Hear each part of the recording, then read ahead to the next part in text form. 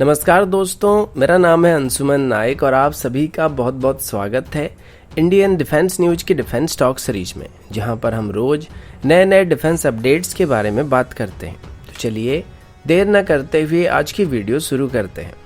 Intro वाला part कुछ लोगों को अच्छा नहीं लग रहा था, तो आज हमने उसको हटा दिया है। वैसे आप बता सकते हैं कि इंट्रो वाला पार्ट रखा जाए या फिर नहीं रखा जाए। जो मेजॉरिटी रहेगा उसी को कंसिडर किया जाएगा। तो आज की पहली अपडेट F-16 को लेके है।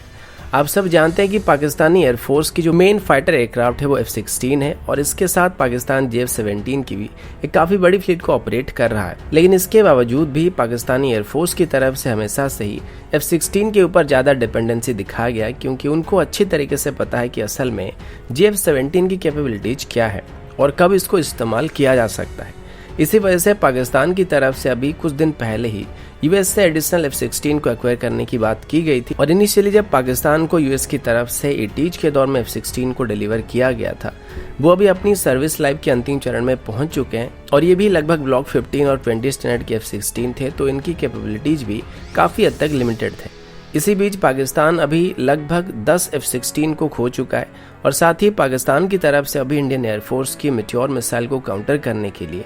यूनाइटेड स्टेट्स से एमराम मिसाइल की लेटेस्ट वेरिएंट्स को भी सप्लाई करने के लिए रिक्वेस्ट किया जा रहा था, जिससे यूएस की तरफ से फिलहाल के लिए इनकार कर दिया गया है।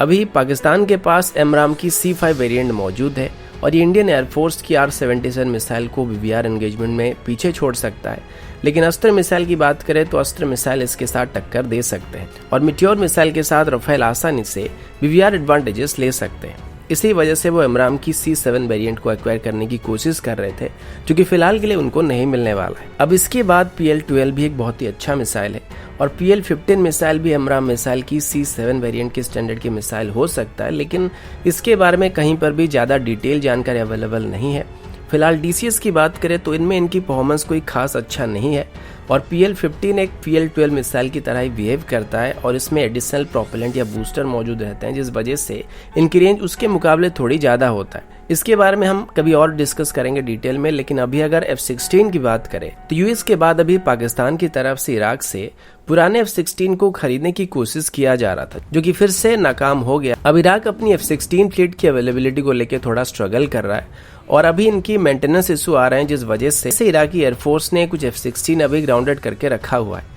इसी मौके का फायदा उठाकर पाकिस्तान की तरफ से इराक से 12 पुराने F-16 को खरीदने का प्रस्ताव दिया गया था और बदले में पाकिस्तान की तरफ से 24 JF-17 को इराक को देने का प्रस्ताव दिया गया था। साथ ही इनकी कंप्लीट स्पेयर पार्ट और सपोर्ट को भी पाकिस्तान उनको देने की वादा कर रहा था, लेकिन तब भी इराक की तरफ से पाकिस्तान को F-16 को देने के लिए इनकार कर दिया गया है। यानी इराक के मुताबिक 12 ग्राउंडेड F-16 भी 24 ब्रांड न्यू JF-17 के मुकाबले ज्यादा बेहतर है। वैसे मेरे हिसाब से वो जो कम्युनिटी वाला पोस्ट था उसको इराक को भेजना पड़ेगा, ताकि उनको पता चले कि JF-17 क्या क्या कर सकता है।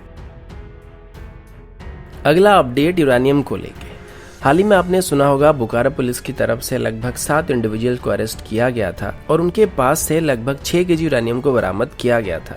अब ये मामला इसके बाद काफ़ी गर्म हो गया था, क्योंकि यूरेनियम एक बहुत ही रेडियो एक्टिव मटेरियल है और इसका इस तरीके से आम लोगों के पास होना या ब्लैक मार्केटिंग होना काफ़ी सीरियस इशू है। इस बात को लेकर हमारे पड़ोसी देश पाकिस्तान की तरफ से भी चिंता जताया गया था। पता नहीं क्यों जताया गया था, लेकिन जताया गया था। लेकिन अभी शायद उनको चिंता करने की कोई जरूरत नहीं है और ना ही आप लोगों को भी चिंता करने की जरूरत है, क्योंकि अभी हमारी एटॉमिक एनर्जी डिपार्टमेंट की तरफ से एक ऑफिशियल प्रेस रिलीज में बताया गया कि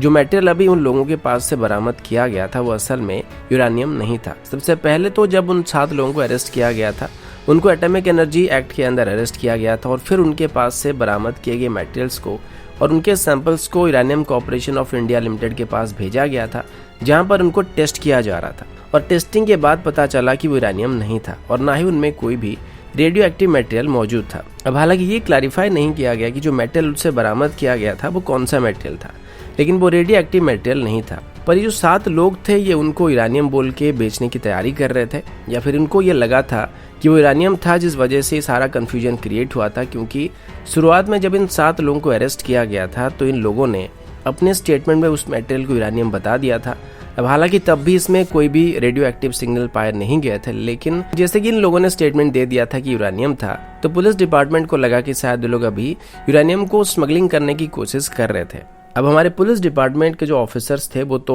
सीआईडी के साड़ू के साहब नहीं है कि सूंघ के बता देंगे कि कौन सा मटेरियल है, तो इस वजह से सारा कंफ्यूजन चल रहा था। लेकिन अभी ये सब क्लियर हो गया है। पर पुलिस का कहना है कि वो लोग अभी भी इन्वेस्टिगेशन जारी रखने वाले हैं कि ये लोग झूठ में किसी भी सब्सटेंस को यूरेनियम बताकर बेचने की कोशिश क्यों कर रहे थे। अब जहां तक मुझे लगता है कि ये लोग गवार लोग होंगे जो कि ऐसे पैसे के चक्कर में आके ये सब करने की कोशिश कर रहे होंगे, क्योंकि यूरेनियम सोना नहीं है कि जिसको कोई भी खरीद सकता है। इसको जो भी खरीदेगा उसको पहले से यूरेनियम की अच्छी खासी परख जरूर होगा, और वो लोग या तो इसको हथियार बनाने के लिए खरीदेंगे या फिर इसको एनर्जी के लिए खरीदेंगे, और ब्लैक में खरीदेंगे तो जिसका मतलब साफ है कि वो इसको हथियार बनाने के लिए इस्तेमाल करने वाले हैं। लेकिन जहां तक इन लोगों की बात रही तो मेरे हिसाब से ये लोग गवार लोग ही होंगे जिनको इसके बारे में कोई भी आइडिया नहीं होगा, और ऐसे ही पैसे के लालच में आके लोग ये सब कर रहे होंगे।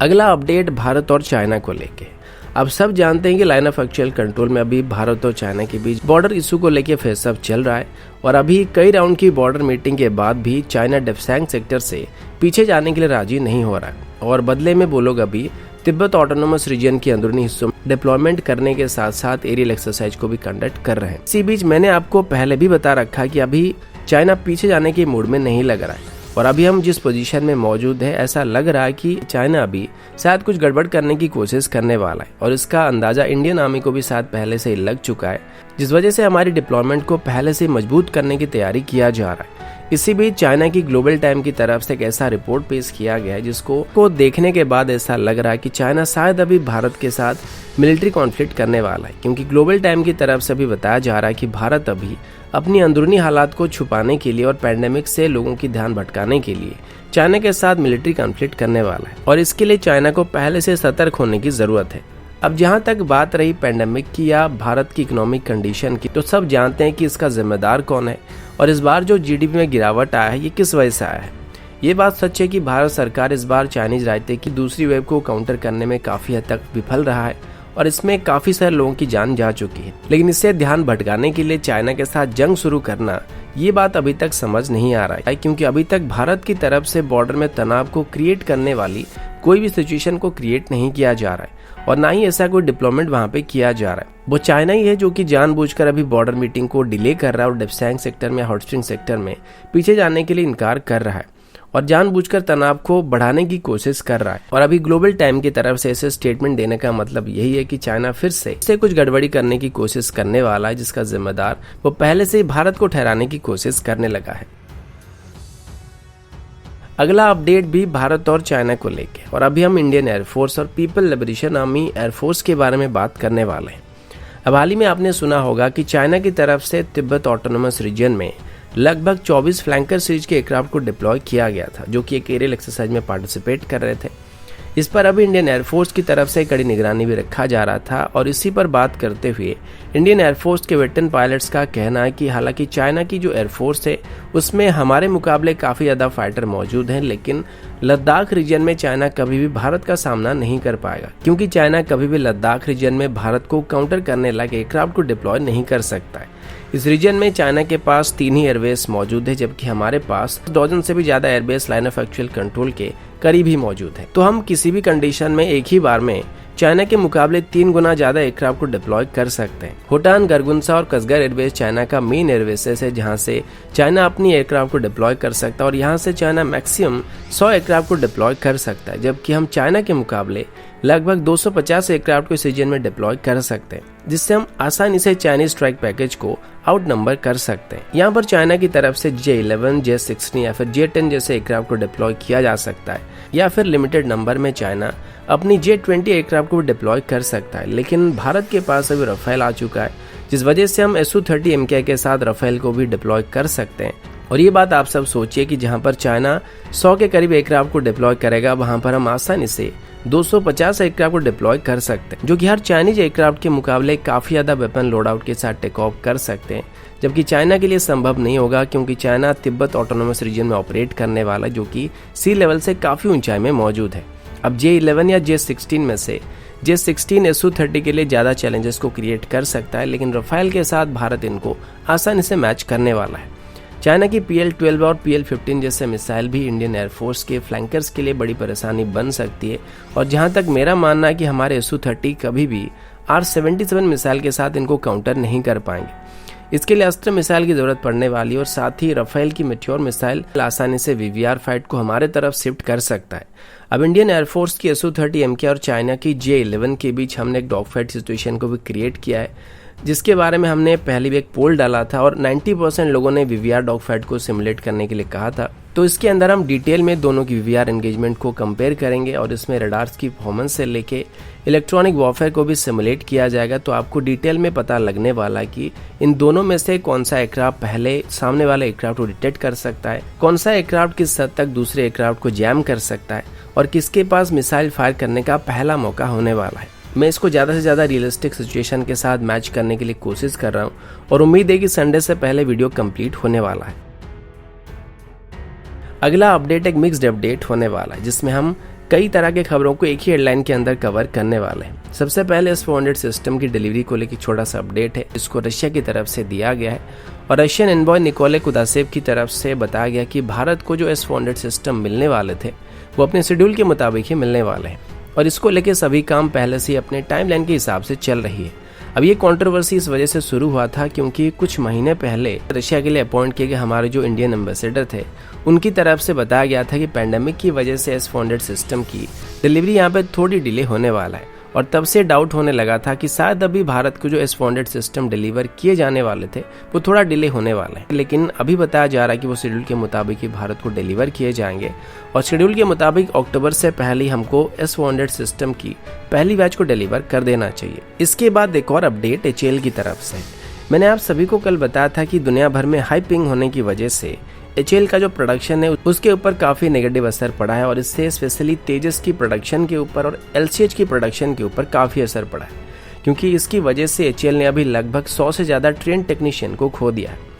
इस पर अभी एक ऑफिशियल स्टेटमेंट देते हुए HAL के चेयरमैन R माधवन जी ने बताया कि जल्दी से इनको मेकअप करने की कोशिश किया जा रहा है और इंडियन एयरफोर्स को FOC वेरिएंट की तेजस को जुलाई से डिलीवर करना शुरू कर दिया जाएगा और इस फाइनेंशियल ईयर के अंदर ही HAL की तरफ से 10 और तेजस को इंडियन एयरफोर्स को डिलीवर किया जाएगा। फिर 2022 से 2023 के अंदर HAL की तरफ से तेजस MK-1 की प्रोडक्शन करना शुरू किया जाएगा। इसी के साथ ही HAL की तरफ से अभी 15 लाइट कॉम्बैट हेलीकॉप्टर को भी बनाना शुरू किया जा रहा है, जिसमें से पहले 5 से 7 यूनिट को भी बनाया जा रहा है, जिनको तुरंत ही इंडियन एयरफोर्स को डिलीवर किया जाएगा और आगे चल के ऐसे 150 से भी ज़्यादा हेलीकॉप्टर इंडियन एयरफोर्स में शामिल किए जा सकते हैं। और अभी बस चाइना के साथ चल रही फेसअप की वजह से इमरजेंसी बेसिस से 15 हेलीकॉप्टर के लिए ऑर्डर को प्लेस किया गया था, जिसको तुरंत ही HAL की तरफ से डिलीवर करने की कोशिश किया जा रहा है। तो दोस्तों अभी के लिए इतना ही, मिलता हूँ आपसे अगले वीडियो में, तब तक के लिए जय हिंद, वंदे मातरम।